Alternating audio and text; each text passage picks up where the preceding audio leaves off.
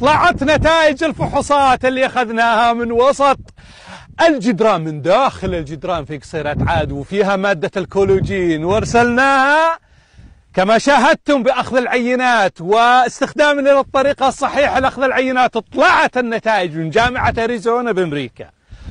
عمر العينات اللي أخذناها من عظام ومن فحم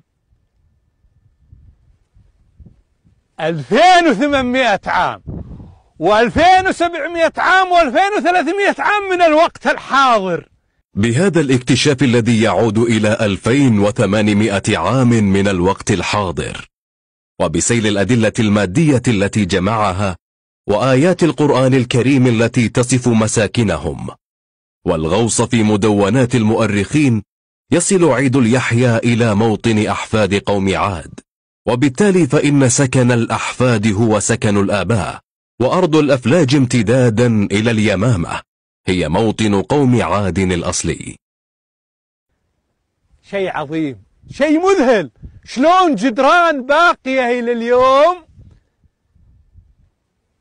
اليوم باقية عمرها 2800 سنة و2400 سنة.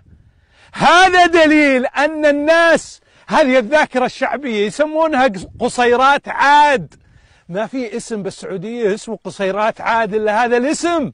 كانت تلك الحصون منذ آلاف السنين عبارة عن أبراج طينية يتجاوز ارتفاعها 100 متر، لكنها ومع مرور الزمن وتعرضها لعوامل الطبيعة وغياب أعمال الترميم تهدمت شيئا فشيئا، حتى أن بعضا منها تلاشى وتحول إلى أكوام طينية ما زالت آثارها حتى اليوم.